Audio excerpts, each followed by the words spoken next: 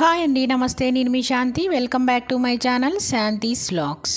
ఈరోజు మన వీడియోలో ఎన్నో ఆరోగ్య ప్రయోజనాలు ఉన్న పొన్నగంటి ఆకుతో మంచి రుచికరమైన టేస్టీ రెసిపీని చూపించబోతున్నాను. అలాగే ఈ పొన్నగంటి ఆకులో ఎన్నో ఆరోగ్య ప్రయోజనాలు కూడా ఉన్నాయి. ఈరోజు మనం పొన్నగంటి ఆకుతో పొన్నగంటి పెసరపప్పు కూరని ఎలా చేయాలో చూద్దామా? ఈ పొన్నగంటి పెసరపప్పు కూరలో లైట్గా నేను వేసే ఈ మసాలా వేసి చేయండి. మరింత రుచిగా చాలా చాలా బాగుంటుంది. ఇలా గనక మీరు ట్రై చేయకపోతే ఒకసారి నేను చేసే విధంగా ట్రై చేసి చూడండి. చాలా చాలా బాగుంటుంది. అయితే ఇంకెందుకంటే ఆలస్యం, వీడియోలోకి వెళ్లే ముందుగా నా ఛానల్ని సబ్స్క్రైబ్ చేయని వాళ్ళు ఉంటే సబ్స్క్రైబ్ చేయటం మర్చిపోకండి. పొన్నగంటి పెసరపప్పు కూర కోసం ఒక బౌల్ తీసుకొని ఆ బౌల్లో 3 టేబుల్ స్పూన్ల దాకా పెసరపప్పు వేసుకోవాలి. పెసరపప్పు వేసుకొని పెసరపప్పు మునిగేంత వరకు నీళ్లు పోసేసుకొని కనీసం ఒక పావు గంట దాకా నానబెట్టుకోవాలి. ఇలా నానబెట్టుకున్న తర్వాత నేను 2 కట్టల పొన్నగంటి ఆకుని తీసుకున్నానండి. ఈ ఆకుని చూడండి, ఇలా కట్ చేసేసి ఈ ఆకుల్ని తీసుకోవాలి. ఇప్పుడు ఒక నెట్ తీసుకొని అందులోకి ఒక్కొక్క కాడను తీసుకొని కాడతో కాకుండా ఆకులు మాత్రమే ఇలా తీసేసుకోవాలి. చూడండి, ఇలా నేను చూపించే విధంగా కాడను కాకుండా ఆకులను మాత్రమే ఇలా ఒలుచుకోవాలి. ఆకులన్నీ మొత్తం ఇలా ఒలిచేసేసుకొని మనం శుభ్రంగా కడిగి పెట్టుకోవాలి. ఆకులను మొత్తం ఇలా ఒలిచేసేసుకున్నాక ఇప్పుడు శుభ్రంగా కడిగేసేసుకొని వీటిని ఇప్పుడు సన్నగా కట్ చేసుకోవాలి. ఇలా కొద్దిగా తీసుకొని నేను చూపించే విధంగా ఆకుల్ని సన్నగా మనం పాలకూర, తోటకూర ఎలా కట్ చేసుకుంటామో అలానే ఇలా కట్ చేసుకోవాలి. ఆకులు కొంచెం మనకి పొడవుగా ఉంటాయి కాబట్టి ఇలా సన్నగా కట్ చేసుకుంటే సరిపోతుంది. ఇలా మొత్తం ఆకుని కట్ చేసేసుకోవాలి.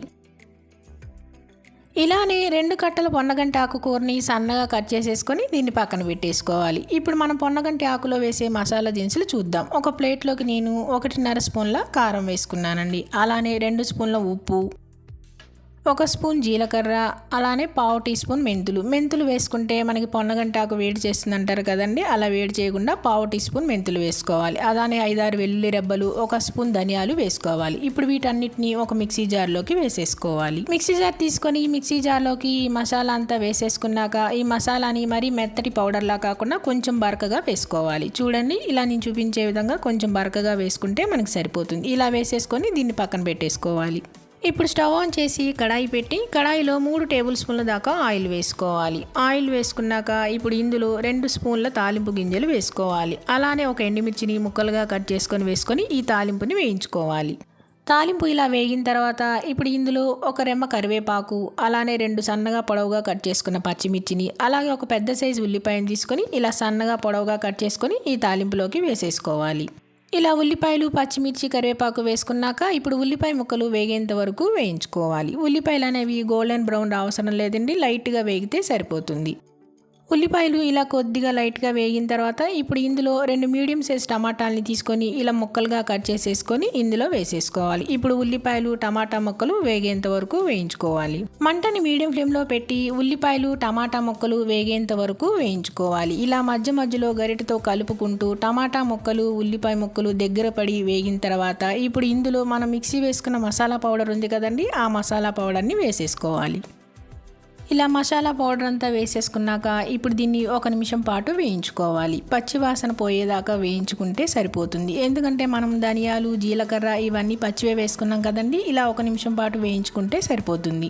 ఇలా వేగిన తర్వాత ఇప్పుడు ఇందులో మనం కట్ చేసి పెట్టుకున్న పొన్నగంటి ఆకును వేసేసుకోవాలి. ఈ పొన్నగంటి ఆకుని సన్నగా ముందే కట్ చేసుకున్నాం కాబట్టి మనకి కూర అనేది తొందరగా అయిపోతుంది. ఇప్పుడు ఇందులో మనం నానబెట్టుకున్న పెసరపప్పు ఉన్నాయి కదండి, దాన్ని 2-3 సార్లు శుభ్రంగా కడుక్కొని ఆ పెసరపప్పును కూడా వేసేసుకోవాలి.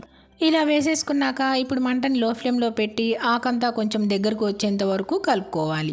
ఈ పొన్నగంటి ఆకు మన కంటి చూపుకి, చర్మానికి, జుట్టుకి ఇలాంటి సమస్యలు ఉన్న వాటన్నిటికీ ఎంతో మంచిది. అలానే ఈ పొన్నగంటి ఆకులో ఇవే కాదండి, ఎన్నో ఆరోగ్య ప్రయోజనాలు కూడా ఉన్నాయి.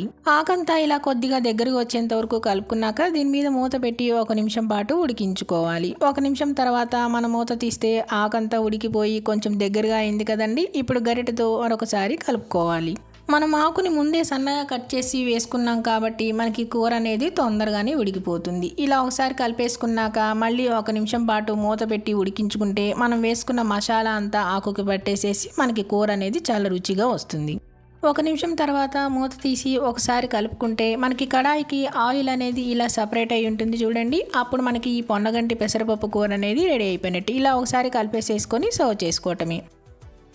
అంతేనండి, చాలా సింపుల్గా, టేస్టీగా, హెల్దీగా, ఈజీగా ఈ పొన్నగంటి పెసరపప్పు కూరని చేసుకోవచ్చు. మరి ఇంకెందుకంటే ఆలస్యం, ఎన్నో ఆరోగ్య ప్రయోజనాలు ఉండే ఈ పొన్నగంటి ఆకుతో ఈ టేస్టీ రెసిపీని మీరు కూడా తప్పకుండా ట్రై చేయండి. ట్రై చేసి మీకు ఎలా వచ్చిందో తప్పకుండా కామెంట్స్లో తెలియజేయడం మర్చిపోకండి. అంతేకాదండి, ఈ పొన్నగంటి పెసరపప్పు కూర నచ్చిందా అండి? నచ్చితే కనుక లైక్ చేయండి, షేర్ చేయండి, సబ్స్క్రైబ్ చేయండి. మరిన్ని అప్డేట్ కోసం కిందన్న బెల్ ఐకాన్ని క్లిక్ చేయండి. శాంతి.